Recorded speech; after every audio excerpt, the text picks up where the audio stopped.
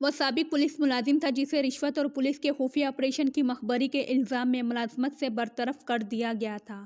اس وقت فیصل آباد کی ٹیکسٹائل مل میں اچھی پوسٹ پر فائز تھا اور فیملی بھی اپنے ساتھ فیصل آباد لے گیا تھا، کیونکہ اس کے ادارے نے اسے اس قابل نہیں چھوڑا تھا کہ اپنے عزیز و اقارب کے سامنے سر اٹھا کر جی سکے۔ اس نے کہا تھا، سر میری خواہش بہت عجیب ہے۔ میں نے پوچھا، کیا عجیب خواہش ہے تمہاری؟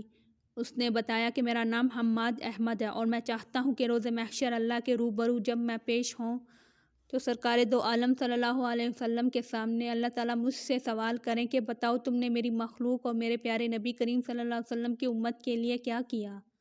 تو بتاؤں کہ میرا سینئر آفیسر اپنے اعلیٰ افسران کی خوشنودی کے لیے ایک تقریباً بے گناہ نوجوان کو پکڑ لایا تھا اور میرے حوالے کرتے ہوئے حکم دیا تھا کہ جب صبح میں آؤں تو یہ شخص نہ بیٹھنے کے قابل ہو، نہ پیروں پر کھڑا ہونے کے قابل ہو، نہ ہی پیٹھ کے بل لیٹ سکے۔ اسے میرے سامنے اس حالت میں پیش کیا جائے کہ یہ گھٹنوں کے بل کھڑا ہو۔ میں نے نئی پولیس فورس جوائن کی تھی، لہذا میرے دل میں خوف خدا باقی تھا۔ میں نے نوجوان سے تنہائی میں اس کا جرم پوچھا تو اس نے بتایا کہ ایک پولیس افسر کا ماموزاد بھائی میری بہن کے ساتھ دستے درازی کر رہا تھا۔ میں نے منع کرنے پر بھی باز نہیں آیا تو میں نے اسے بزور بازو روکا۔ اپنی بہن کی عزت کی حفاظت کر کے ابھی گھر پہنچا ہی تھا کہ قانون کے رکھوالے اس پولیس افسر کے ماموزاد کے ہمراہ میرے دروازے پر پہنچ گئے، مجھے پکڑ کر گاڑی میں بٹھایا اور جس لڑکے کو میں نے اپنی بہن کے ساتھ بدتمیزی کرنے سے منع کیا تھا، اسی لڑکے نے مجھے طاقت جتاتے ہوئے کہا، اب تیری بہن ہی تجھے چھڑا کر لائے گی مگر مجھے خوش کرنے کے بعد۔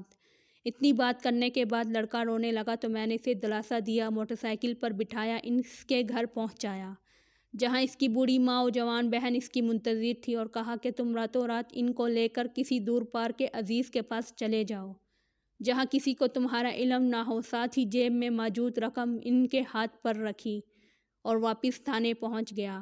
میں نے یہ سب کچھ اس وجہ سے کیا کیونکہ مجھے پتا تھا نہ تو اس لڑکے کو قانونی طور پر گرفتار کیا گیا تھا اور نہ ہی کسی ریکارڈ میں تھا، لہذا جو ہی صبح میرے سینئر نے آ کر مجھ سے لڑکے کی متعلق پوچھا تو میں نے بتا دیا کہ لڑکا بے گناہ تھا، میں نے چھوڑ دیا۔ جب سینئر کو میرے اس فیصلے کا علم ہوا تو اس نے میرے خلاف نہ صرف سخت ایکشن لیا بلکہ اس پولیس افسر تک میری کارستانی پہنچائی جس کی اما پر اس مجبور لڑکے کو گرفتار کیا گیا تھا۔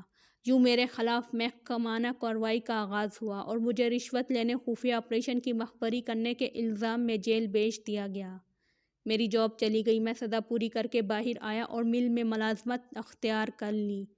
اللہ تعالیٰ نے مجھے اتنی ترقی دی اور میں سرکاری نوکری سے اچھا کمانے لگا۔ میری نوکری جاتے ہی میرے رشتہ داروں نے مجھ سے نظریں پھیر لیں۔ مجھے اور میرے بچوں کو شدید ذہنی اذیت کا سامنا کرنا پڑا، یہاں تک ہم نے مجبور ہو کر وہ گاؤں ہی چھوڑ دیا۔ آج میری فیملی میرے ساتھ ہے، میں نے بچوں کو بہترین تعلیم و تربیت دی ہے۔ میری خواہش ہے نبی کریم صلی اللہ علیہ وسلم کے روبرو جب اللہ تعالیٰ مجھ سے یہ سوال کریں تو میں جواب دوں کہ اے اللہ، میں نے ایک امت محمدیہ کی بیٹی کو بے آبرو ہونے سے بچایا، ایک بے گناہ امتی کو پولیس کے تشدد سے بچایا۔ میں نے اس نیکی کے بدلے اپنی ملازمت سے ہاتھ دھو لیے مگر کبھی شکوہ نہیں کیا۔